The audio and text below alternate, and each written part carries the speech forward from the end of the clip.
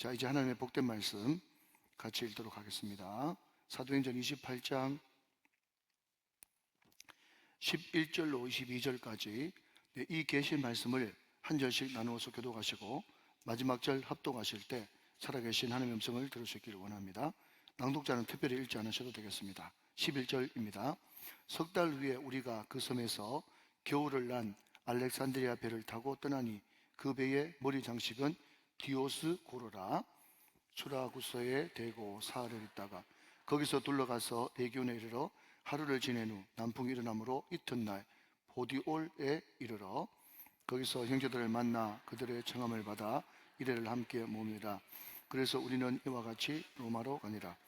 그곳 형제들이 우리의 소식을 듣고 앞비오 광장과 트레이시 타베르네까지 맞으러 오니 바울이 그들을 보고 하나님께 감사하고 담대한 마음을 얻으니라. 우리가 로마에 들어가니 바울에게는 자기를 지키는 한 군인과 함께 따로 있게 허락하더라. 사흘 후에 바울이 유대인 중 높은 사람들을 청하여 그들이 모인 후에 이르되, 여러분 형제들아, 내가 이스라엘 백성이나 우리 조상의 간섭을 배척한 일이 없는데 예루살렘에서 로마인의 손에 죄수로 내준 바 되었으니 신문하여 죽일 제목을 없으므로 석방하려 하였으나 유대인들이 반대하기로 내가 마지 못하여 가이사에게 상소하며 내 민족을 고발하는 것이 아니니라. 그러므로 너희가 보고 함께 이야기하라고 청하였으니 이스라엘의 소망으로 말미암아 내가 이 사슬에 매인 바 되었노라.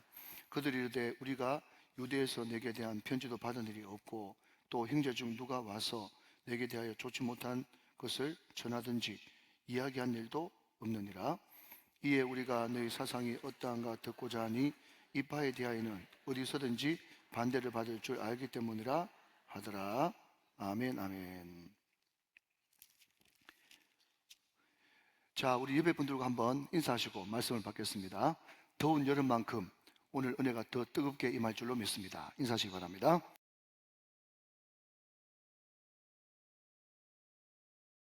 아멘. 제가 뜨거운 걸 좋아하는 줄 알고 우리 물 올리는 분도 이 더운 여름에 찬물을 안 올리고 이렇게 뜨끈한 물을 이제 올리지 않습니까? 네, 얼마나 뜨거운 걸 좋아하는 교회인지 모르겠어요. 네, 감사를 드립니다. 오늘 이 밤에 큰 은혜 받을 줄로 믿습니다.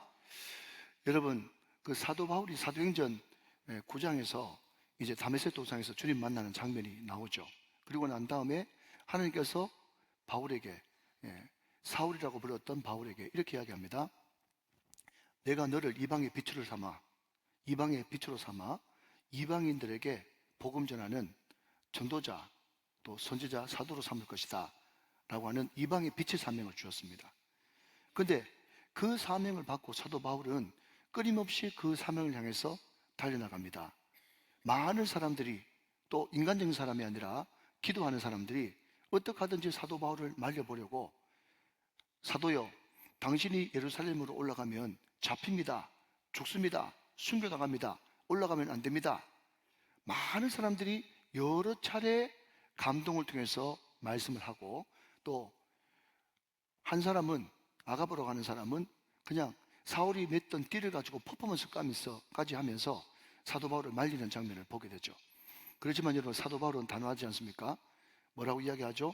내가 주 예수께 받은 사명, 이 사명을 온전히 이루는 데는 내 목숨까지도 소중한 것으로 아끼지 않고 다 주님을 위해서 드리겠다, 그렇게 이야기합니다.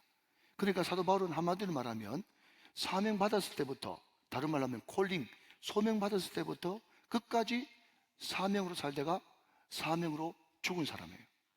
여러분, 그렇기 때문에 여러분, 요한네스러를 비롯한 많은 사람들이 뭐라고 얘기하는가 하면, 내가 지금 병들었지만, 내가 지금 어렵지만, 내가 지금 모든 사방팔방이 막혀있지만 그럼에도 불구하고 사명자는 결단코 죽지 않는다 라고 이야기를 했단 말이죠. 그런데 여러분, 그때 만약에 상상을 해보는 겁니다. 사도 바울이 기가 얇아가지고, 예를 들어서 기도 많이 한 사람, 그 사람이 영향력 있지 않습니까? 이 사람이 이렇게 이야기한다고 이렇게 따라가고, 저렇게 이야기한다고 저렇게 따라가 보면 사도 바울은 절대로 사도 바울이 될 수 없었다 하는 거죠. 그럼 제가 오늘 이 말씀을 서두로 꺼내는 이유는, 오늘 청년들 많이 오셨고 우리 중고등부가 오늘 그 학원 갔다 왔어요? 네, 안 갔다 왔어요? 예, 학원도 빼먹고 저렇게 열심히 수련 준비하러 왔는데, 제가 오늘 청년들과 우리 중고등부 심령들에게 꼭 하고 싶은 말이 있는 거예요. 제가 하고 싶은 말이 아니라 성경, 오늘 사도행전이 하고 싶은 이야기가 있다는 거죠. 그게 뭔가 하면요, 절대로 우리는 사명으로 살아야 된단 말이죠. 사명으로 살아야 된다. 근데 어떤 목사님은 이것을 재미있는 말로 바꿔가지고 이렇게 바꿨더라고요. 우리는 사명으로 살아야 되지 수명으로 살면 안 된다, 그렇게 이야기를 해요. 사명, 수명. 제가 그 수명 이야기는 좀 이따 하고, 오늘 먼저 우리 청년들 이야기, 우리 중고등부 이야기부터 먼저 해보겠습니다. 여러분, 이 설교 서두니까 제가 실제로 있었던 가벼운 이야기를 한번 하면서 시작해 볼게요. 대학교 다니는 어떤 자매가 있었습니다. 그런데 한 자매가, 뭐 시시한 이야기지만 한번 들어보시기 바랍니다. 한 자매가 형제를 딱 보는 순간 너무너무 마음이 들었어요. 그런데 나는 여자이니까 그래도 수줍어가지고 그 형제한테 바로 돌직구로 나 너 마음에 들어 사귀자 이렇게 말 못하고, 그 옆에 있는 좀 의리해 보이는 어중간한 그 형제한테 내가 네 친구 사랑한다고, 네 친구 너무 마음에 든다고 좀 알려줘, 그렇게 이야기했어요. 그 친구가, 어중간한 친구가 가서 자기 친구한테 걔 여자애가 너 좋아한대, 그렇게 이야기하니까 한마디로 딱 거절하면서 하는 말이 뭔가 하면, 나는 통통한 애 싫어해, 그러더랍니다. 그래서 그대로 이야기해 줬어요. 그러니까 그 통통하고 이쁘장하게 생긴 그 자매가 막 울고불고, 그 중간 심부름하는 그 친구가 뭐가 제가 있습니까? 그죠? 막 그 앞에서 막 대성통곡을 하더래요. 대성통곡을 하는 그 남자 있죠, 그죠? 하여튼 모르겠습니다. 자, 알아서 그 친구가 뭐라고 얘기했는가 하면, 너 혹독한 다이어트로 내 친구한테 복수해. 네가 그냥 울고 있으면 될 게 아니고 다이어트를 해가지고 네가 예쁘진 모습으로 가지고 그 친구한테 복수하는 것이 네가 지금 할 수 있는 일이야. 정말 천진난만한 철없는 그냥 대학생이 그냥 조언해 준 거죠. 그러니까 걔가 말이죠, 설상가상 뭐라고 하는가 하면, 나는 혼자 못해, 나는 혼자 못해, 못한다 그러니까 그 옆에 어중간한 친구가 하는 말이 뭔가 하면, 나도 그러면 같이 다이어트 해줄게, 우리 같이 운동하자. 그래가지고 같이 운동을 해가지고 1년에 여러분 15kg를 감량했다는 거예요. 15kg를. 혹독한 간염을 이제 뭐죠? 감량을 해가지고 다이어트를 해가지고 이제 그 친구, 같이 운동한 친구가 자기도 이제 홀쭉해진 거예요. 그러면서 그 여자한테 하는 말이 뭔가 하면, 너 이제 됐어, 내 친구한테 가서 복수해, 그렇게 이야기하니까 갑자기 그 자매가 하는 말이 뭔가 하면, 아니야, 나는 갈 필요 없어. 나는 어떤 순간부터 네가 좋아졌어. 네가 좋아졌어. 너처럼 다정하고 너처럼 날 위해주고 따뜻한 남자는 처음이야. 그렇게 하면서 이제 과거에 자기가 좋아했던 그 남자는 별로 마음에 안 들고 네가 좋다고 그렇게 이야기하는 거예요. 그러니까 같이 운동한 그 남자친구가 말이죠, 미안해 미안해 그러는 거예요. 왜 미안해?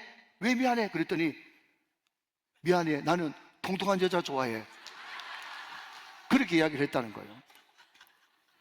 그 다음부터 또 여러분 혹독한 1년이 시작됐어요. 먹고 자고 먹고 자고 먹고 자고. 여러분 이게 여러분 누가 지어낸 말인지 모르겠지만 무슨 말인가 하면, 항상 다른 사람을 기준으로 해가지고 살면 전혀 자기를 잃어버리고 도움이 하나도 안 된다는 거예요. 여러분 제가 쭉 보니까, 애를 키워보니까 말이죠, 대체로 정말 똑똑하고 현명하고 성공한 친구들은요 결정을 빨리 합니다. 그런데 보통 성공하지 못한 애들의 특징은요, 결정장애가 다 있어요. 미안하지만 여기에 우리 애가 포함된다 해도 할 수 없어요. 결정장애가 있는 거예요. 왠지 아십니까? 뭔가 결정하려고 그러면 이 사람이 또 이렇게 하라고 그러고 저 사람이 또 저렇게 하라고 그러고, 그러니까 내 자신이 없는 거예요. 내 자신이. 여러분 하나님은요 우리를 가장 하나님의 걸작품으로 창조하셨습니다. 여러분 제가 설교를 처음 시작할 때 제일 처음에 설교에 대해서 아무것도 모르니까 제가 어떻게 생각했는가 하면요, 신학은 서권태, 결단은 이동원, 목소리는 곽선희, 예화는 조용기, 이렇게 이야기하면서 말이죠, 그 목사님들 많이 읽고 그대로 카피했어요. 카피. 근데 여러분 그거 아십니까? 카피 다음에 모방 그 다음에 창조라고 들어보셨어요? 처음에는 여러분 20대 때는 또 10대 때는 아무것도 모르니까 열심히 여러분 위인전집 읽고 또 책 읽어가지고 그대로 카피를 해야 되는 거예요. 카피를 하고 난 다음에 그 다음에는 따라해보는 거예요. 모방인 거예요. 모방이 끝나고 난 다음에 자기 것이 나오는 거예요. 그래서 나중에는 말이죠, 가장 외동열다운 게, 가장 우정교회다운 게 가장 세계적인 거예요.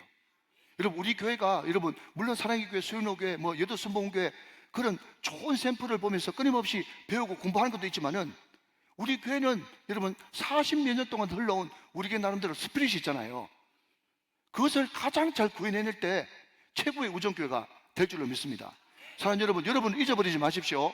그래서 여러분들이 자기가 하나님 앞에 받은 그 사명, 그것을 끊임없이 붙들고 사도 바울처럼 이 사람이 뭐라고 그래도 저 사람이 뭐라고 그래도 나의 달려갈 길과 주 예수께서 받은 사명, 이 사명을 이루기 위해서는 내 목숨까지도 아끼지 않고 다 쏟아붓기를 원한다 라고 하는 목적이 뚜렷한 삶을 살게 될 때 어느 순간 말이죠, 여러분이 상상하지도 못하는 형제, 상상하지도 못한 자매가 나와가지고 뭐라고 얘기하냐면 딱 맞아. 여보세요? 딱 맞아 하면서 딱 맞는 사람이 나타나가지고 여러분한테 결혼하자고 여러분 프로포즈 할 거예요. 이럴 때 아멘을 해야 결혼 잘하는 축복을 받는데 입을 꾹 다물고 무슨 소리 듣는지도 모르고 아멘을 안 하네. 딱 맞아. 딱 맞아. 예. 하나님께서 딱 맞는 사람을 보내준다니까. 딱 맞는 사람. 안 해본 사람 몰라요. 여러분 다 해보고 하는 소리예요. 나는 아무 능력도 없습니다. 결혼할 능력도 없습니다. 나는 예수 예자도 모르고 교회 교자도 모르는 가정에 태어나가지고 이런 참 기가 막힌 가정에서 나 같은 사람은 결혼하면 안 됩니다. 그러나 다만 주님, 정말 신앙 하나 보고 믿음 하나 보고 나 한 사람만 보고 눈이 멀어가지고 나 따라온 사람이 있으면 붙여주십시오. 여러분 저는 이렇게 기도했거든요. 그런데 어떤 한 자매가 따라와. 그런데 그 자매가 하는 말이 딱 맞아 그러더라고. 딱 맞아. 근데 여러분 제가 만약에 어떤 좋아하는 사람이 있어가지고 그 사람 좋아하는 쪽으로 여러분 내가 스펙을 갖추고 여러분 살 빼고 오만 일 다 해도 그 사람이 딱 맞아 할 줄 압니까? 택도 없는 소리. 사랑하는 여러분, 우리는 절대로 사명 따라 살아야 되지 수명 따라 살면 안 됩니다. 여러분 제가 이런 이야기 하면요 목사님 모르는 소리라고 할지 모르겠지만 제가 이때까지 길게 살진 않았지만 인생을 50몇 년 동안 살아보니까요, 대체로 내시경 많이 하고 여러분 또 대장 내시경 많이 하는 그런 사람들이 천공해가지고 일찍 죽더라고. 여러분 제가 이거는 그냥 무시하는 소리가 아닙니다. 그것도 여러분 의사가 하라고 하는 대로 그냥 정기적으로 해야 되지 수시로 안 해도 되는 것 같다가 또 쑤시고 그래가지고 여러분 천공 생긴다고. 제가 보니까요 소금 많이 먹는 사람이 더 오래 살아요. 요즘에는 워낙 짠 거 먹지 마라. 어떤 사람은 그 소금에 있는 그 전해질이 필요한데 그거 없어가지고 픽 쓰러진 사람도 있더라고. 제가 아는 한 여러분 커피 마시는 사람이 차 마시는 사람보다 오래 삽니다. 이런 수준 높은 이야기를 이해하시겠습니까? 그러니까 여러분 이렇게 해라 그냥 무조건 반대로 하라 그런 뜻이 아니고, 의사도 여러분 인간이잖아요. 의사가 여러분 신입니까? 여러분 얼마 전에 한국하고 일본하고 공통적으로 뭐라고 바뀌는가 하면 오히려 탄수화물이 고혈압하고 상관이 있지 짜게 먹는 거하고 고혈압하고 전혀 상관이 없다고. 여러분 챗GPT 한번 찾아보세요. 다 찾아보고 왔으니까. 무슨 이야기가 하면요, 실컷 그 전문가라는 사람 이야기 듣고 이렇게 했더니 나중 돼가지고 아이고 미안해라 아니네 이렇게 이야기하는 경우가 너무 많다는 거예요. 여러분 하나님 말씀만 영원한 것입니다. 여러분 그렇다고 해서 이런 이야기는 하나님 말씀 아니니까 제 말을 믿지는 마세요. 그렇지만 사람들이 자꾸 어떻게 하든지 자기 앞에 있는 그런 위기를 모면하고 자기 무슨 스펙 갖추는데 시간을 다 보내고 말이죠, 문제 해결하는데 시간을 다 보내고 다른 사람들의 말을 휘둘리고 자꾸 수명 연장하려고 살고, 이게 아니란 말이죠. 여러분 한번 보십시오. 우리가 쭉 이때까지 살펴봤지만 사도 바울이 여러분 사도 바울 죽이려고 40명의 테러리스트가 따라다녔습니다.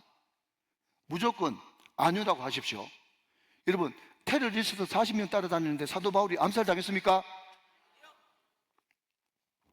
유라굴로라고 하는 여러분 그 태풍을 만나가지고 2주를 여러분 바다에 떠다니는데 사도 바울 죽었습니까? 또 몰타 메리델 섬에 가가지고 말이죠, 불 쬐고 있다가 독사가 물고 있었어요. 그냥 스쳐 지나간 게 아니고 여러분 손가락을 계속 물고 있었다고요. 사도 바울이 이 뭐고? 탁 던졌어요. 물고 있었다니까. 다시 한번, 죽었습니까? 안 죽었어요. 그러니까 여러분, 그 이야기를 허드슨 테일러나 아니면 요한 웨슬레나 어떤 유명한 사람이 아니고 그 모든 오리지널 버전은 성경에 있는 거예요. 성경에. 여러분, 결단코 사명자는 사명이 끝나기까지 죽지 않는다.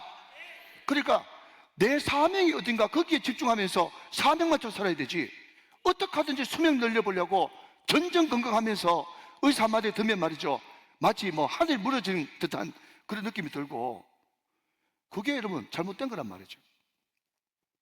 여러분, 제가 우리 교회 목회 초창기 때 어떤 분이 여러분 암이 걸렸다 그래가지고 정밀검사 받으러 갑니다. 막 얼마나 기도한지 몰라요. 뭐 나올 때까지, 검사 결과 나올 때까지. 근데 검사 결과가 좋게 나오면 할렐루야 하나님 앞에 감사하다 이렇게 이야기하고요, 우리는 그렇게 전이되지 않기를 바랬는데 전이됐다 그러고 여러분 더 많이 퍼졌다 그러고 그러면 얼마나 낙심되는지 몰라요. 그러나 그럼에도 불구하고 여러분, 요즘에는 하나님께서 얼마나 담대함을 주셨는지, 하나님의 뜻을 이루면 반드시 하나님께서는 고쳐주시고, 안 고쳐주셔도 천국 확신이 있으면 그만큼 또 감사한 일이 없는 거죠. 사랑하는 여러분, 이런 말에 이리 위청, 저런 말에 저리 위청하지 말고 가장 주님 앞에서 가장 나다운 삶을 살아갈 때 우리는 흔들리지 않고 수명이 연연하지 않고 사명을 쫓아 살아가는 믿음의 사람이 될 줄로 믿습니다. 사도 바울은 그런 사람이었다. 그래서 사랑하는 청년들이요, 사랑하는 중고등부 학생들이요, 가장 여러분다운 삶을 살아가십시오. 그것은 바로 사명에 초점을 맞추고 살아가는 삶입니다. 그렇게 되어질 때 정말 수많은 사람들, 그리고 여러분 인생 가운데 꽃피난 사람이 여러분을 보면서 다른 사람 뭐라고 하든 말든 딱 맞아! 그렇게 이야기하면서 여러분과 깊은 관계를 맺을 수 있는 그런 만남의 축복도 일어날 줄로 믿으시면 아멘 하시기 바랍니다. 자, 여러분 11절 말씀을 한번 보겠습니다. 11절 말씀. 석 달 후에 우리가 그 섬에서 겨울을 난 알렉산드리아 배를 타고 떠나니 그 배의 머리 장식은 디오스코로라 그랬습니다. 자, 여러분, 우리가 이제 성경을 읽을 때 하나 팁을 드리자면, 거기에 각 줄을 적어 놓은 것은 우리가 꼭 한번 보고 갈 필요가 있어요. 자, 여러분 이게 디오스코로라고 하는, 거기에 제 성경에는 2라고 되어 있고, 그죠? 밑으로 쭉 내려가니까 거기에 나나주에 뭐라고 되어 있습니까? 제우스의 쌍둥아들, 이렇게 되어 있죠. 그래서 저는 잘 몰라요. 그래서 우리 청년들, 우리 중고등부 친구들 독서를 좀 많이 하면 참 좋겠어요. 뭔가 하면, 제가 여러분 대학에서 철학을 전공했는데 철학책을 읽을 때 제일 읽어내기 힘들 때가 뭔가 하면요, 여러분 한 주 1300년대까지 그 헬라 문화가 이제 자리를 했지 않습니까? 그 헬라 문화의 또 핵심은 그리스 신화거든요. 그리스 신화. 그런데 서양 사람들은 말이죠, 예를 들어서 뭐 제우스라든지 또 제우스의 아들 쌍둥이라든지 뭐 포세돈 신이라든지 바카스 신이라든지 그런 신화를 다 알고 있기 때문에 그냥 글을 적을 때도, 이 서양 철학, 특별히 서양 철학을 적을 때도 이 얼마나 웃기는 일인가 하면서 그리스 신화 이야기를 막 하는데, 저는 저 시골 청도 꼴짝에서 살았거든. 어릴 때부터 그리스 신화책을 읽은 적이 없어. 그러니까 철학책을 읽으면서 도대체 이게 무슨 이야기인지 모르는 거예요. 그러니까 그 배경까지 다 공부하려고 그러니까 공부할 양이 엄청나더란 말이죠. 자, 그래서 여러분, 이 디오스코로라고 하는 이 그리스 신화는 뭔가 하면, 이 신 중에 최고의 신이 제우스 신인데 제우스 신의 두 아들이 있었대요. 그런데 이 두 아들은요, 배다른 아들이야. 배다른 아들인데 한 아들 이름은 이 카스트로라고 하는 아들이고요, 또 하나는 플룩스라고 불러도 되고, 뭐 외려니까 플룩스라고 불러도 되는데, 이 두 아들이 각자 다른 엄마에서 태어났는데, 그런데 얼굴이 마치 일란성 쌍둥이처럼 똑같은 거예요. 아시겠죠? 자, 혹시 사진 있나요? 영상실 사진. 쌍둥이. 문 목사님 못 올렸어요? 제가 사진 좀 올려달라고 했는데, 네, 없으면 그냥 넘어가겠습니다. 네, 그 쌍둥이, 제우스의 두 아들 쌍둥이가 엄마 다르고 또 같은 시간에 태어난 일란성 쌍둥이도 아닌데 너무 똑같은 그런 얼굴 모습을, 네, 지금 올라왔습니다. 예, 이게 하나는 카스토로, 하나는 플록스. 똑같아요. 일란성 쌍둥이 같아요. 그러니까 제우스가 말이죠, 배다른 형제인데 그럼에도 불구하고 너무 얼굴이 똑같이 생겼으니까 굉장히 기쁘겠죠, 그죠? 예, 그 남자의 그 본능 아니겠습니까? 예, 그래가지고 이 카스토로라고 하는 이 아들, 첫 번째 아들한테는요, 바다를 다 다스릴 수 있는 권한을 줬어요. 바다를. 그리고 둘째 아들이었던 플록스라고 하는 이 아들에게는 땅을 다 다스리는 권한을 줬어요. 그러니까 바다라는 것은 뭡니까? 바람도, 파도도, 그 모든 바다의 풍성함도 다 이 첫째 아들 카스토로한테 줬고, 플록스는 이 땅에 있는 기름진 복, 모든 경제, 상권, 돈 돌아가는 거, 이 모든 것들을 플록스라고 하는 아들에게 다 줬어요. 그러니까 한마디로 말하자면 이 11절에 나오는 디오스코르라고 하는 것은 뭔가 하면요, 바다의 영광, 땅의 영광을 다 가지고 있는 거예요. 자, 여러분, 이 이야기가 무슨 이야기입니까? 지금 이 알렉산드리아 배, 그 배머리에, 여러분, 이게 어떻게 보면 하찮은 이야기 아니겠어요? 그죠?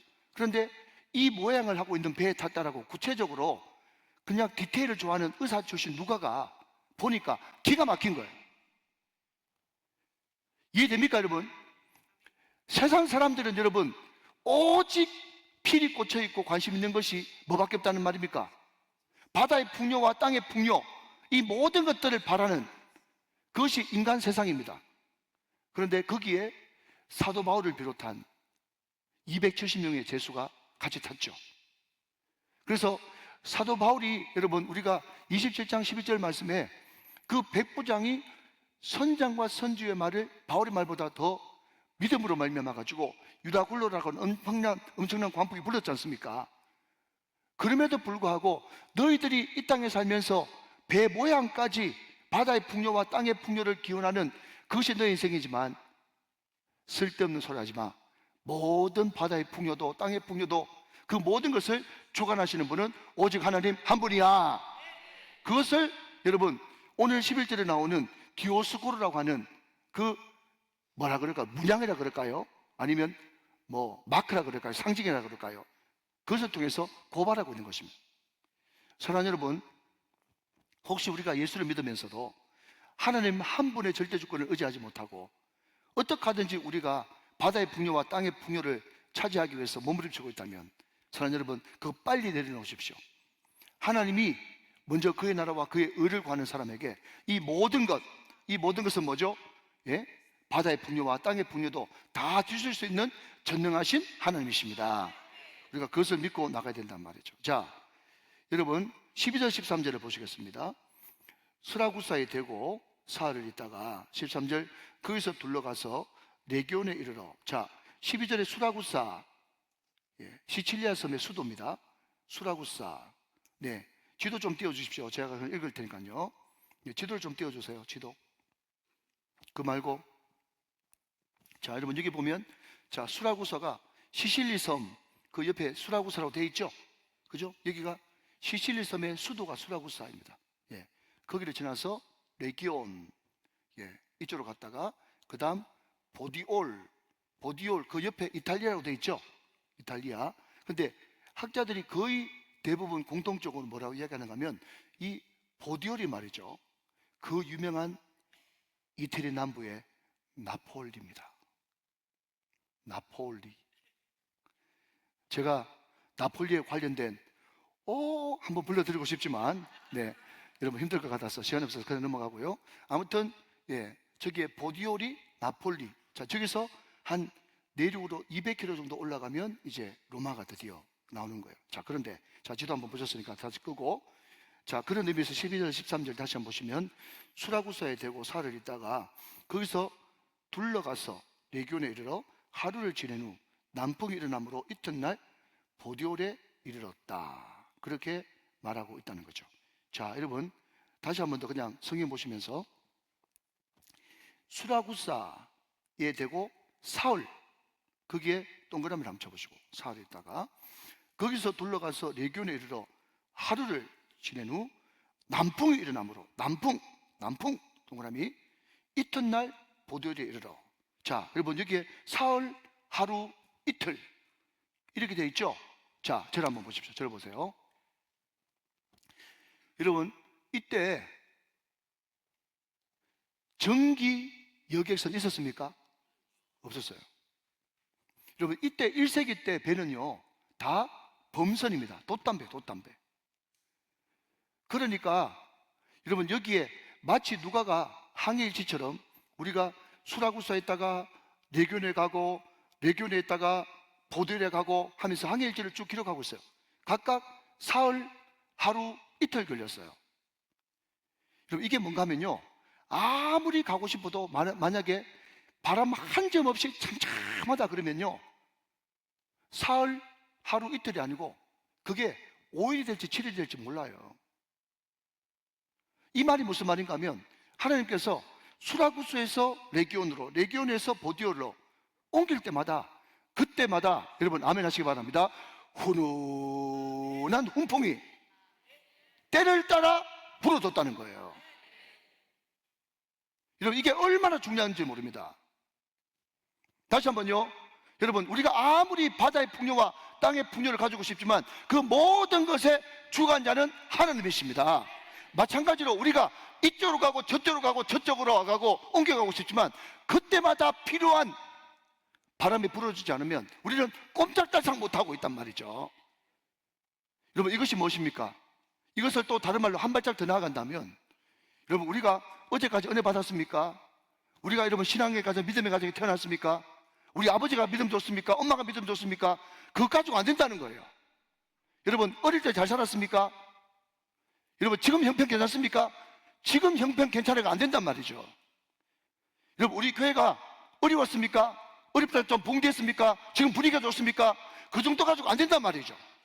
사랑하는 여러분, 애를 키워봐도 말이죠, 육아할 때가 있고 초등학교 보낼 때가 있고 아멘할 때까지 해야죠. 중학교, 고등학교, 대학교, 취직, 결혼, 그 모든 것들 가운데 그때그때 필요한 하나님의 축복의 바람이 필요하고 은혜의 바람이 필요하단 말이죠. 그러니까 우리는 늘 주님 앞에서 늘 무시로 성령 안에서 기도할 수밖에 없는 것입니다. 사랑하는 여러분, 어제까지 괜찮았다가 만약에 오늘 바람이 안 불어주면 우리는 언제 여러분 그 항구로 출발할 줄가 모르는 거예요. 사랑하시는 여러분, 우리가 때를 따라 하나님께서 하나님 우리 교회 가운데 우리 가정 가운데 내 하는 직장과 사업 가운데 때를 따라 축복의 바람을 불어주시옵소서, 은혜의 바람을 불어주시옵소서, 훈훈한 훈풍이 날마다 우리 교회 가운데 불어오게 하여 주옵소서. 그렇게 되어질 때 놀라운 역사가 나타나는 거죠. 하나님께서 꾸준히 기도한 여러분들에게 때를 따라 돕는 은혜와 축복의 바람이 불어지기를 주 예수 그리스도의 이름으로 축원합니다. 이 바람이 필요하단 말이죠. 이 바람이 필요해요. 그런데 더 기가 막힌 것은요, 제가 이 한 지역 한 지역을 살펴보니까 특별히 이 레기온이라고 하는 13절에 나오는 이 레기온이라고 하는 여기하고 우리가 나폴리라고 얘기했던 보디올이라고 하는 여기까지 거리가 얼마인가 하면 370km 정도 됩니다. 370km. 그러니까 서울하고 부산 거리 정도 되어지는 거예요. 그런데 제가 이 공부를 좀 해보니까 그때 범선이 아무리 바람이 순하게 잘 불어도 5일 정도 되는 거리랍니다. 5일 정도 되는 거리. 그러니까 여러분 바람이 그냥 계속 일정하게 부는 게 아니지 않습니까? 안 불어버리면 또 멈췄다가 또 가고 멈췄다가 또 가고, 그때 유일한 이동수단은 노 젓는 거나 바람 부는 거 두 개밖에 없는데, 그러니까 370km 되는 거리를 가려고 그러면 여러분 범선 타고 5일 정도 가야 되는 그런 거리래요. 그런데 여러분 여기에 이 의사 누가는 콕 집어가지고 이틀 만에 도달했다고 말하고 있습니다. 그러니 여러분 우리가 이 말씀을 마치고 난 다음에 시선이라고 하는, 그죠? 그 찬양을 부를 텐데 모든 시선을 주님께 드리고 전능하신 하나님, 살아계신 하나님을 느낄 때 내 삶은 주의 역사가 되고 하나님이 일하시는 것을 보게 되는 말이죠. 그러니까 우리가 여러분 영적으로 어둡고 잘 못 봐서 그렇지 우리가 정말 깨어가지고 하나님이 주신 눈을 가지고 있을 때 되어지는 모든 일들 가운데 하나님의 승리하심과 하나님의 역사하심과 아버지의 마음이 느껴진단 말이죠. 그러니까 여러분, 우리가 성경 볼 때 가장 역점적으로 봐야 되는 것이 뭔가 하면 아버지의 마음인 것입니다. 아버지의 마음. 자, 무슨 이야기인가 하면 오늘 여러분 13절에 나오는 이 레기온에서 보디올까지 보통 여러분 항해는 5일 걸리는데 이틀 만에 완전 쾌속정 타듯이 레기온에서 보디올까지 한 방에 쑥 갔어요. 그럼 여기서 우리는 뭘 느끼게 됩니까? 로마를 향한 아버지의 마음. 로마를 향한 아버지의 마음. 로마를 향한 아버지의 마음. 저는 사도 바울이 정말 존경스럽고 대단하다고 느껴지는 게, 여러분 고린도 전후서에 보면 사도 바울이 얼마나 여러분 고생을 많이 했습니까? 여러 날 굶고 동족의 위험, 강의 위험, 바다가 파선하고 여러분 여러 번 죽을 뻔하고 그렇지 않습니까? 그런데 정말 우연을 가장한 필연으로 어떻게 보면 부정적으로 생각하면 하나님께서 죽기 전에 휴가 주셨나 싶은 그런 마음도 들긴 하지만, 우리 멜리데라고 하는 섬, 피난체라고 하는 멜리데, 요즘 이름은 몰타인데, 몰타가 다시 한 번 말씀드리지만 너무너무 아름답답니다. 꼭 한번 같이 갑시다. 몰타. 그런데 너무너무 아름다운데 우리가 입장을 바꿔놓고 생각하면 사도 바울이 너무 육신적으로 많이 지치고 힘들었었는데 이제 봄이 됐어요. 봄이 돼도 인간적으로 생각하면 이렇게 날씨 좋고 이렇게 대접 잘 받고 완전 휴양지도 이런 휴양지가 없는데 여기서 조금 더 쉬었으면 이런 생각이 안 들었겠어요? 근데 사도 바울은 갑니다. 사명 따라 갑니다. 사명 따라 가요. 근데 사명 따라 갔는데 그 사명 따라 간 그 바울이 대단한 것이 아니라 아버지의 마음을 알기 때문에, 그래서 순종해서 갔더니 5일 만에 도착할 수 있는 그 거리를 이틀 만에 하나님께서 그냥 나폴리 한 가지 일사천리로 인도하시는 거예요. 무엇입니까 여러분? 로마를 향한 아버지의 마음이 있는 거죠. 그 로마에 복음의 깃발을 꽂기를 원하시는 아버지의 마음이 거기에 들어가 있는 거예요. 자, 여러분 14절입니다. 거기서 형제들을 만나. 자, 여러분 여기에 또 주목할 단어가 형제입니다. 거기서 형제들을 만나 그들의 청함을 받아 이레를 함께 머무니라. 그래서 우리는 이와 같이 로마로 가니라. 자, 15절 말씀. 그곳 형제들이. 자, 여러분 형제 두 번 나왔습니다. 자, 묻습니다. 우리 청년들, 형제가, 사도 바울이 형제라고 부르는 사람이 예수 믿는 사람이요, 안 믿는 사람이요? 예수 믿는 사람이죠. 형제. 그러면 여러분 이런 생각 들어야 됩니다. 사도 바울이 한 번도 로마 가가지고 복음 전한 일이 없는데 웬 예수 믿는 형제 생각되어지죠. 그죠? 예. 그럼 그것은 사도행전 2장에 보면 오순절 사건이 일어나는데, 그때 글라우디오 황제 때 추방당해가지고 디아스포라로 또 절기 지키러 왔다가 거기서 성령 받은 사람이 있죠. 그리고 사도 바울에 의해서, 뒤에 문헌을 보면 사도 바울에 의해서 고넬료에 의해 가지고 예수 믿는 사람들이 이미 로마에 많이 있었다고 그렇게 기록을 하고 있어요. 자, 그리고 바로 뒤에는 로마서 1장 한번 보겠습니다. 한 장 넘기면 로마서 1장이 나옵니다. 자, 로마서 1장 원래는 8절부터 읽어야 되는데, 예, 제가 10절부터 한번 읽도록 하겠습니다. 로마서 1장 10절 보고 계시면 아멘. 로마서 1장 10절입니다. 어떻게 하든지 이제 하나님 뜻 안에서 너희에게로 나아갈 좋은 길 얻기를 구하노라. 지금 여러분 이 로마서는요, 사도 바울이 고린도에서 목회할 때 로마에 있는 사람들에게 엄청난 핍박이 일어나고 다 추방령이 내려져 가지고 말할 수 없는 환난과 핍박 가운데서 신앙생활하고 믿음이 흔들흔들하다는 그런 이야기를 듣고 로마에 있는 성도들에게 쓴 편지가 로마서입니다. 그 사람들한테 지금 이렇게 이야기하는 거예요. 11절 말씀. 내가 너희 보기를 간절히 원하는 것은 어떤 신령한 은사를 너희에게 나눠주어 너희를 견고하게 하려 함이니. 자, 사도 바울이 보기를 간절히 원했어요. 그 이유는 뭔가 하면 지금 흔들흔들하고 있는 그 사람들을 견고하게 하기 위해서, 내가 지금은 기도할 뿐이지만 언젠가는 너희 얼굴 보기를 간절히 원했다, 그렇게 이야기하고 있다는 거죠. 12절 말씀. 이는 곧 내가 너희 가운데서 너희와 나의 믿음으로 말미암아 피차 아니함을 얻으려 함이라. 13절 말씀. 같이 읽습니다. 시작. 형제들아, 내가 여러 번 너에게 가고자 한 것을 너희가 모르기를 원하지 아니하노니 이는 너희 중에서 다른 이방인 중에서와 같이 열매를 맺게 하려 함이로되 지금까지 길이 막혔도다. 사도 바울이 여러 번 가기를 원했지만 이런저런 사정 때문에 길이 막혔어요. 그러나 여러분, 길이 막혀도 간절하게 원하면서 기도하면 하나님께서 가게 하십니까? 가게 하십니까? 가게 하시죠. 내가 이 편지 한 통 가지고, 이 편지 한 통 쓴다고 해가지고 그 사람들의 신앙이 견고해질까? 이 편지 한 통이 무슨 열매를 맺을까? 했는데 그 형제를 만나보니까 정말 열매를 맺고 흔들릴 신앙이 다시 견고하게 뿌리를 내리고, 여러분, 나는 그냥 말만 했을 뿐인데 이 사람들은 사도 바울이 내가 너희들 만나기를 간절히 원했고 여러 번 가기를 시도했다라고 하는 이 말을 듣고 이 사람들이 믿음이 더 좋아가지고 언젠가는 사도 바울이 로마에 올 것이라고 하는 확신을 가지고 있었는데, 어느 순간 소문을 들어보니까, 왜냐하면 로마가 전 세계 소식통이거든요. 소문을 들어보니까 바울 선생이 그냥 당당하게 우리는 꽃가마 타고 올 줄 알았는데 죄수의 신분으로 모함을 받아가지고 온다는 소식을 듣고, 여러분, 로마에 있는 성도들이 바울이 내린 그 나폴리 항까지 가가지고 맞이하는 모습을 보게 된다는 거죠. 하나님이 하십니다. 하나님이 하십니다. 하나님은 반드시 먼저 말씀을 주시고 그 말씀을 이루고야 마시는 분이십니다. 자, 여러분, 한번 성경 구절을 찾아봅시다. 사도행전 19장 21절 말씀을 먼저 한번 보시죠. 사도행전 19장 21절 말씀. 자, 같이 한번 읽어보세요. 시작. 이 일이 있은 후에 바울이 마게도냐와 아가야를 거쳐 예루살렘에 가기로 작정하여 이르되 내가 거기 있다가 후에 로마도 보여야 하리라 하고, 로마도 보여야 하리라 하고 그렇게 하겠습니다. 그런데 여러분, 먼저 한번 보십시다. 자, 오늘 보면 16절 말씀 한번 보세요. 16절 말씀.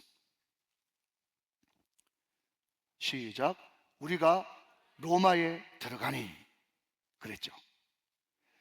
사도 바울이 자기는 그때 로마도 보여야 하리라 라고 이야기할 때는요, 이게 도대체 어떻게 이루어질지 정말 감도 안 잡혔어요.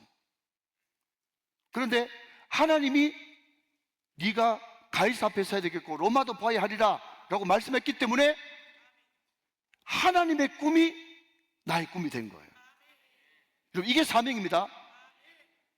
네가 가이사 앞에 서야 되겠고 로마도 보아야 하리라 라고 하는 말씀하신 그 말씀을 지금으로는 도무지 어떻게 이루어질지 감도 안 잡히고 손바닥만한 구름이 없다고 할지라도 말씀은 사건이기 때문에 그 말씀이 나한테 이루어질 줄을 믿고 내가 로마에 가기를 여러 번 내가 구하였다. 그 꿈을 가지고, 하나님의 꿈을 가지고 사명을 가지고 기도하면 반드시 로마에도 가는 역사가 일어나는 것이죠. 여러분, 제가 이 말씀을 준비하면서 너무 은혜되는 구절을 여러분에게 소개합니다. 이사야 14장 24절 말씀을 한번 읽고 다음으로 넘어가도록 하겠습니다. 이사야 14장 24절의 말씀입니다. 자, 여러분, 믿음으로 손파하면서 읽읍시다. 시작. 만군의 여호와께서 맹세하여 이르시되 내가 생각한 것이 반드시 되며 내가 경영한 것을 반드시 이루리라. 아멘이십니까?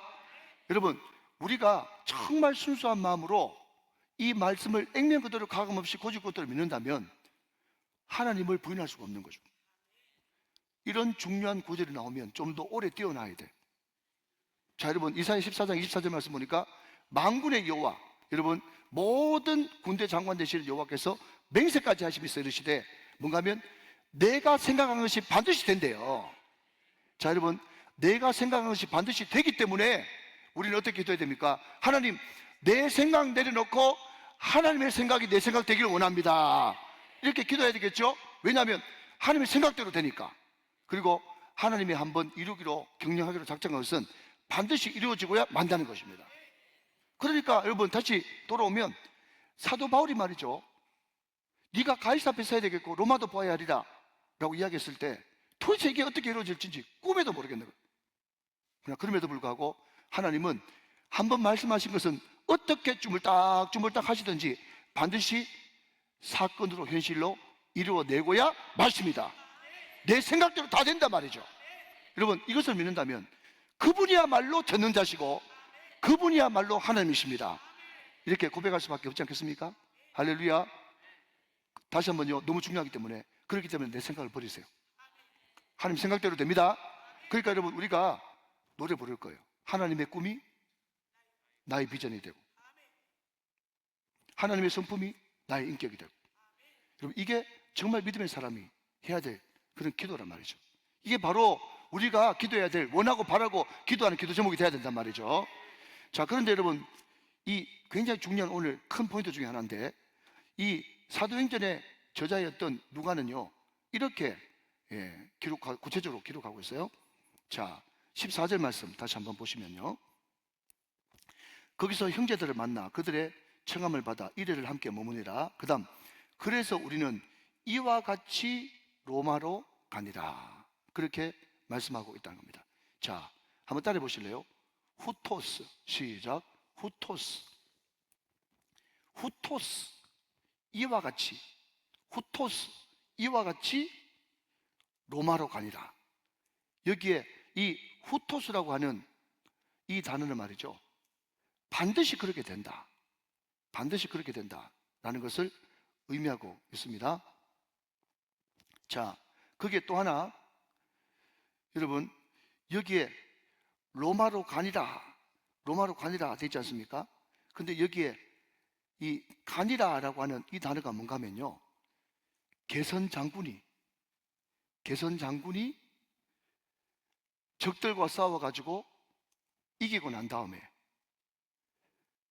말과 수많은 군사들을 이끌고 그 개선문 광장으로 통과해가지고 의기양양하게 들어가는 모습, 이게 후펜타신, 가니라 라고 하는 단어의 뜻인 거예요. 개선 장군으로 간단 말이죠. 개선 장군으로. 근데 여러분, 여기에 한 번 쓰여진 단어입니다.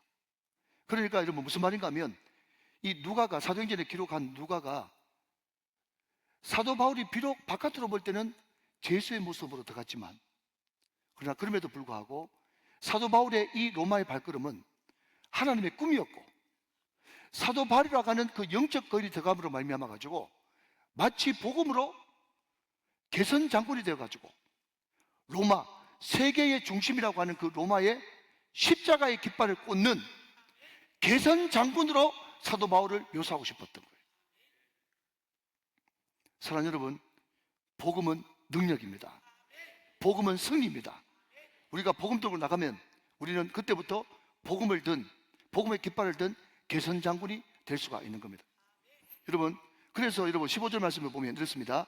그곳 형제들이 우리 소식을 듣고 앞비오 광장과 트레이스 타비르네까지 맞으러 오니 그랬습니다. 자, 여러분, 이게 생소한 단어가 나오면 잘 모르겠죠? 제가 사진 하나를 준비했습니다. 자, 여러분, 앞비오 광장 한번 보십시다. 자, 이게 위에서 본 앞비오 광장입니다. 지금은 이 길로 이렇게 막 되어 있는데, 이 앞비오 광장이라고 하는 여기가 뭔가 하면, 이 아비오라고 하는 장군이 있는데, 이 아비오라고 하는 이 장군이 항상 전쟁에 이겨서 승리를 하는 거예요. 그래서 이 아비오 장군의 이름을 따가지고 아피오 광장이라는 것을 만들어가지고 항상 로마 제국이 전쟁에서 승리하면 이 광장에서 개선 프레이드를 펼쳤던 그 광장이 아비오라고 하는 15절에 나오는 광장이고, 자, 그 뒤에 한번 보여주시면요, 이것이 그 뒤에 나오는 트레이스 타베르네라고 하는 그 광장에 쓰여진 승리의 그런 기념상이 됩니다. 그래서 이것을 한번 보면 여러분들이 더 이해가 밝을 것 같아서 여러분에게 보여드립니다. 자,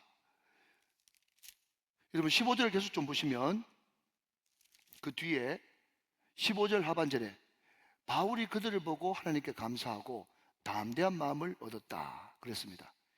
자, 로마에서는 자기를 아는 사람이 있을 줄 꿈에도 생각 못했는데 로마에 가서도 사도 바울은 자기를 영접하는 사람이 있었어요. 그 사람들을 보면서 위로도 받고 또 담대함을 얻었죠. 자, 그리고 말입니다, 쭉 넘어가서 23절 말씀으로 한번 넘어가 보시면 23절, 그들이 날짜를 정하고 그가 유숙하는 집에 많이 오니 바울이 아침부터 저녁까지 강론하여 하나님의 나라를 정언하였다. 그랬습니다. 자, 여러분, 저는요 개인적으로 이 말씀을 묵상하면서 너무 사도 바울이 부러운 게 말이죠. 뭐가 부러운가 하면 사도 바울은 어디를 가든지 사람이 많았어요. 저는 이것을요 영적 흡입력이라고 말하고 싶어요. 자, 여러분, 자, 저를 한번 보십시다. 자, 가볍게 한번 물어봅시다. 우리가 만약에 여러분 삼산이나 성남동에 이제 갔는데 거기에 음식점이 많지 않습니까? 많은데 어떤 집은 한 30분이나 1시간 정도 기다려야 될 정도로 줄을 쫙 서 있고, 똑같은 메뉴인데 어떤 집에는 손님이 하나도 없어. 나는 기다리는 거 싫다. 그래가지고 손님 하나도 없는 집에 갈래요? 줄 서서 기다리다가 먹을래요? 우리 청년들이 한번 대답해 줘봐, 제발. 청년들 어떻게 할 거예요? 줄 서서 기다릴래? 그냥 먹을래? 엉덩이 뿔나가지고, 예. 손님 없는 집에 간대요. 예. 저는 손님 없는 집에 가기 싫어요. 예. 이상하게 여러분 빈입빈 부입부예요. 어떤 사람들은 항상 어딜 가든지 사람들이 모여요. 어떤 사람은 안 돼요. 어떤 목장은 2명밖에 안 줬는데 1년 되니까 분가해야 될 정도로 12명이 모여요. 어떤 목장은 12명 줬는데 2명밖에 안 남아요. 교사들도 다 마찬가지입니다. 그러니까 이게 영적 흡입력인 거예요. 그러니까 여러분, 사도 바울은 여러분 보셔서 알겠지만은 영적 흡입력이 있었기 때문에 어딜 가든지, 물론 몸은 고달프고 또 핍박도 받고 그랬지만 마지막 끝은 항상 환대고 대접을 잘 받았어요. 제 말이 맞죠? 그러니까 여러분, 저는 사도 바울을 보면서 여러분도 똑같은 은혜가 임하기를 원하는 것입니다. 가는 곳마다 사람이 모여지기를 주님의 이름으로 축원합니다. 영적 흡입력이 있어가지고 다른 사람들이 많고 갈 때마다 사람이 모이고, 어떤 사람은요 정말 저 목사님 설교 별론데 싶은데 이상하게 그 목사님만 강단했으면 사람들이 많이 모여요. 이게 도대체 뭐지? 그런 생각이 드는 겁니다. 하나님께서 함께 하시는 증거고 영적 흡입력인 것이죠. 자, 그런데 그러면 사도 바울이 무슨 특별한 은혜가 있어서 사람 모인 것도 있지만, 그럼에도 불구하고 여러분 사도 바울은요 이런 역사가 일어납니다. 자, 여러분 16절 말씀 같이 한번 보십시다. 16절 말씀. 우리가 로마에 들어가니 바울에게는 자기를 지키는 한 군인과 함께 따로 있게 허락하더라 그랬습니다. 자, 여러분 이게 무슨 말인가 하면요, 정말 사도 바울 이제 그 로마까지 이송해주는 그 백부장 정말 수고 많았어요. 근데 이 사람 입장에서는 예수를 믿었다 그러면 내가 이렇게 고생한 것이 참 보람 있겠지만, 예수를 안 믿었다 그러면 사도 바울하고 이렇게 만나는 바람에 죽도록 고생한 거예요. 제가 볼 때, 제가 이때 신방을 가보니까 말이죠, 제가 백부장한테 물어봤거든요. 이제 사도 바울하고 정말 배도 파선하고 유라굴로도 만나고 막 또 미르데섬에 가가지고 대접도 받고 3달 동안 몇 달 동안 지나니까 사도 바울하고 헤어지려니까 섭섭하시죠? 물어봤거든요. 하나도 안 섭섭하다 그러더라고. 막 빨리 어떻게 하든지 이제 자기는 물려주고 자기는 딴 데 가고 싶어가지고 그냥 거의 도망가듯이 이제 손 털고 간 거예요. 그게 제 생각이고.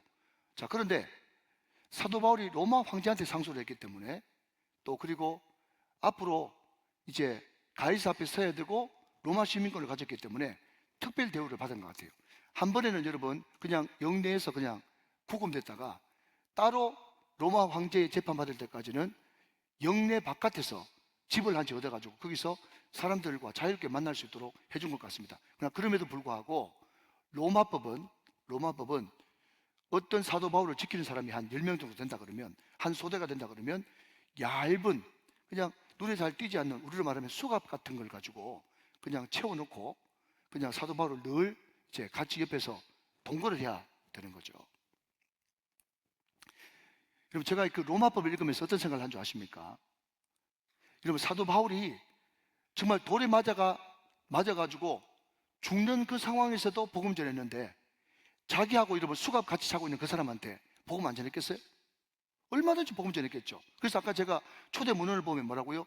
고넬료에 의해서 사도 바울에 의해 가지고 로마 군인들 중에서 예수 믿는 사람들이 급격하게 늘어났다는 거예요.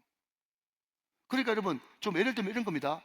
그냥 수갑 차고 있다가 그냥 24시간 이제 교대 근무라고 치십시다. 24시간 동안 수업 같이 차고 있다가 이 사람이 24시간 만에 크리스찬이 됐네.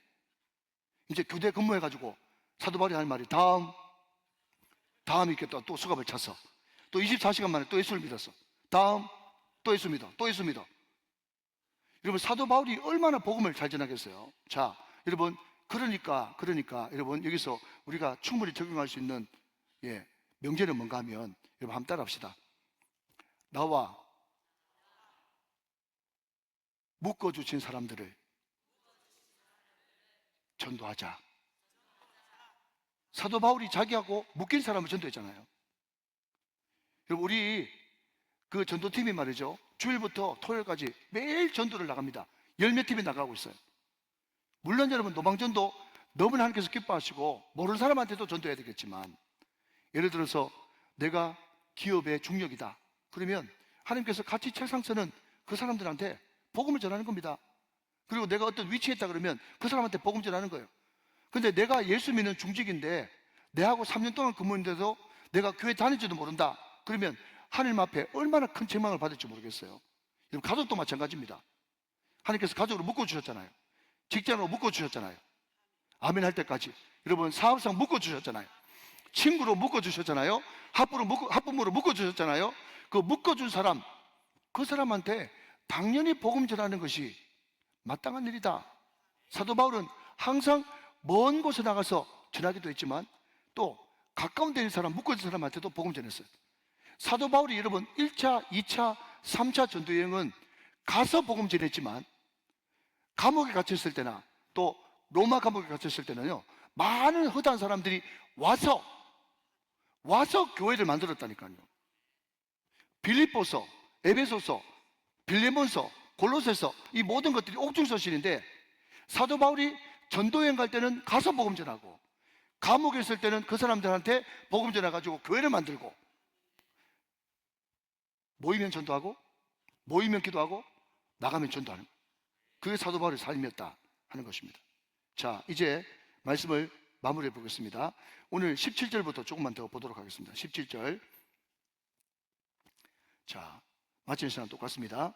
제가 했습니다. 사흘 후에 바울이 유대인 중 높은 사람들을 청하여 그들이 모인 후에 이르되, 여러분 형제들아, 내가 이스라엘 백성이나 우리 조상의 관습을 배척하는 일이 없는데 예루살렘에서 로마인의 손에 제수로 내준 바 되었으니. 18절 시작. 로마인은 나를 신문하여 죽일 제목이 없으므로 석방을 해야 했으나 제가 있습니다. 유대인들이 반대하기로 내가 마지못하여 가이사에게 상소하며 내 민족을 고발하는 것이 아니니라. 20절 시작. 이러므로 너희가 보고 함께 이야기하라고 청하였으니 이스라엘 소망으로 말미암아 내가 이 사설에 매은 바 되었노라 그랬습니다. 자, 여러분, 제가 여러 번 말씀드리지만 성경을 읽을 때 뉘앙스가 중요합니다. 사도 바울이 굉장히 담대한 사람인데 그 로마에 이미 유대인들이 1만 명 이상 살고 있었고 그 로마의 회당, 남자들이 10명 이상 모이면 회당을 만들 수 있는데 그때 회당이 7개나 될 정도로 회당이 있었어요. 그런데 사도 바울은 트라우마가 있지 않습니까? 가는 곳마다 누구 때문에 죽을 뻔했어요? 유대인들 때문에 죽을 뻔했거든요. 자, 이제 하나님의 사명 따라가지고 내가 로마에 와서 복음을 마음껏 전하고 여기서 죽을 각오도 하고 왔는데 또 복음도 전해보기 전에 자기 동족 유대인들이 또 방해하면 어떨까? 자, 여러분 잘 대답하셔야 됩니다. 사도 바울 신입니까? 사도 바울 하나님 아니죠? 사도 바울도 두려움이 있었겠죠? 자, 여러분 15절 말씀에 담대한 마음을 얻으니라 라고 되어 있지 않습니까? 마지막에. 그러니까 담대한 마음을 얻으니라 이 말을 거꾸로 바꾸면 뭐죠? 여러 번 말씀드렸듯이 사도 바울이 지금 두렵단 말이죠. 사도 바울도 두렵습니다. 근데 사도 바울이 마음에 두려운데 누가 가장 두려운가 하면요, 유대인들이 가장 두려워요. 왜? 사도 바울이 1차, 2차, 3차 전도 여행 가면서 가는 곳마다 유대인 때문에 돌에서 맞고 죽을 뻔했거든요. 동족의 위험, 그러지 않습니까? 그러니까 여러분, 오늘 여러분들 지금 17절부터 27절까지 읽었었는데 오늘 뉘앙스가 뭡니까? 사도 바울이 굉장히 담대하지 않고 조심조심 이야기하고 있는 것을 보게 된단 말이죠. 특별히 19절 하반절에 보면 내 민족을 고발하려 하는 것이 아니니라 이렇게 이야기하면서 지금 자기 변명을 지금 하고 있는 것을 보게 돼요. 자, 그런데 그 이야기를 듣고 제가 말씀드리고 싶은 핵심은 이겁니다. 21절, 22절 읽고 마치겠습니다. 자, 그들이 이르되 그렇습니다. 그들이 누굽니까? 로마에 사는 유대인들이요. 사도 바울이 지금 조심스럽게 겁이 나가지고 지금 조심스러워하는 그 사람들. 그들이 이르되 우리가 유다에서 내게 대한 편지를 받은 일도 없고 또 형제 중 누가 와서 내게 대하여 좋지 못한 것을 전하든지 이야기한 일도 없느니라. 22절. 이에 우리가 너희 사상이 어떠한가 듣고자 하니 이파에 대하여는, 이파가 뭐죠? 예수님이 메시아라고 하는 예수쟁이들 말이죠. 이파에 대하여는 어디서든지 반대를 받는 줄 알기 때문이라 하더라. 자, 시간이 다 됐기 때문에 설명 길게 하지 않습니다. 마지막 여러분, 제가 여러분한테 꼭 전하고 싶은 말, 특별히 우리 청년들, 우리 중고등부 친구들한테 전하고 싶은 메시지가 이거예요. 사도 바울은요, 하나님이 아닙니다. 사람이에요. 그러다 보니까 가는 곳마다 유대인들한테 돌 맞고 핍박받고 고소당하고 40년 결사대 만들어가지고 잡아 죽인다 그러고 하니까 완전 여러분, 그 사도 바울이 유대인들이라 그러면 엄청난 지금 트라우마에 지금 시달리고 있는 거예요. 그러니까 로마에서 마지막 사명의 불꽃을 불태워야 되는데 이 사람들이 와서 또 방해하면 어떨까 싶어가지고 마음이 졸여가지고 난 율법도 믿고 내가 이렇게 한 것은 일부러 한 것도 아니고 유대인들 그 사람들하고 맞으려고 하는 것도 아니고 내가 이렇게 모함받아가지고 억울하게 내가 너무 당하니까 가이사한테 상소하려고 내가 왔을 뿐이지 내가 나 유대인이야, 너희들하고 지금 대적 아니야, 지금 이렇게 이야기하고 있는 중이거든요. 그랬더니요, 그 유대인들이 뭐라고 하는가 하면 누가 물어봤어? 애들 말은 누가 물어봤어? 그리고 이 사람들 말을 액면 그대로 받는다면 지금 뭐라고 얘기했죠? 유대인 형제들 중에 누가 너에 대해서 좋지 않은 소문을 낸다든지 그 인간 조심하라고 하면서 편지한다든지 그런 사람 아무도 없었어.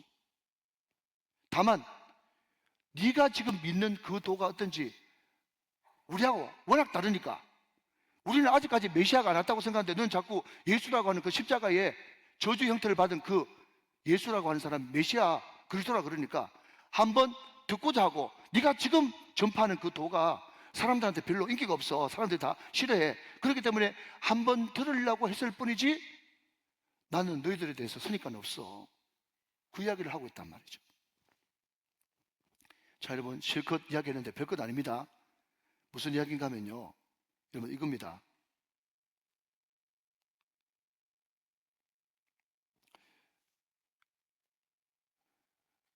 여러분, 우리가 인생을 살아갈 때 물론 많은 어려움들이 있지만 그럼에도 불구하고 여러분, 겁먹지 마십시오. 우리는 얼마나 쓸데없는 것에 겁을 먹는지 몰라요.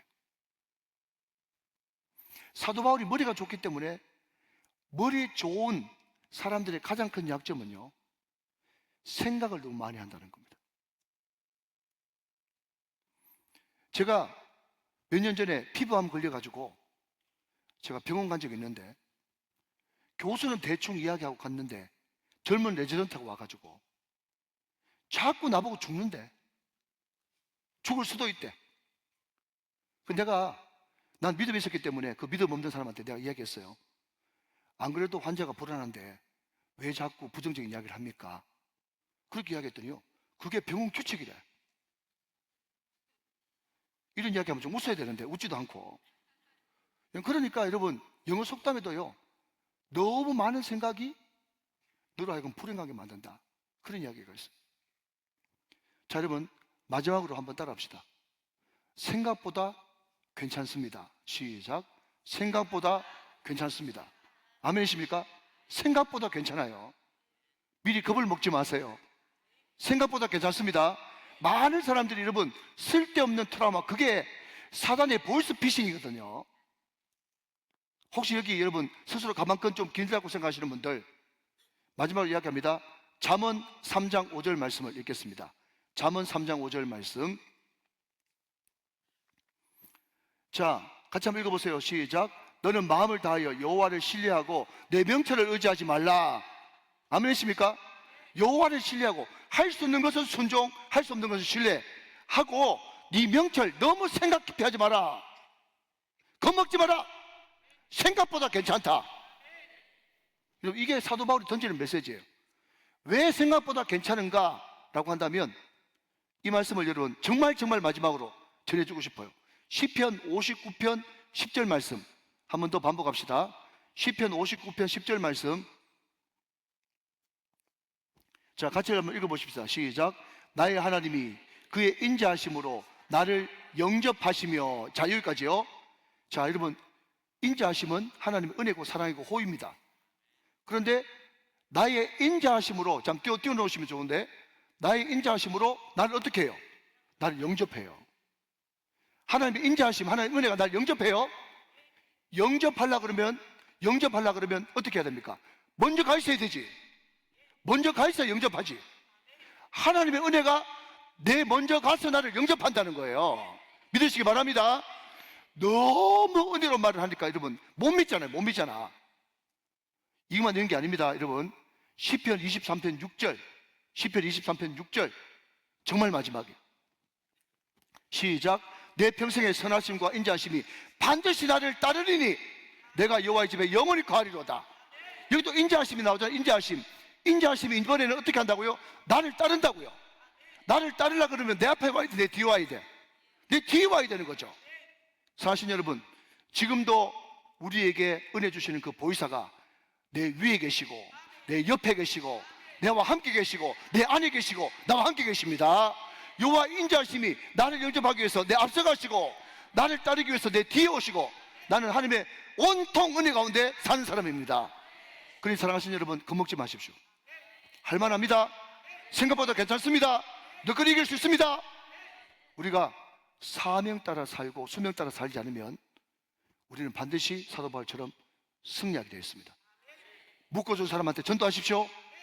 그 사명 감당하면 하나님께서 반드시 선하고 아름다운 길로 인도하실 줄로 믿습니다.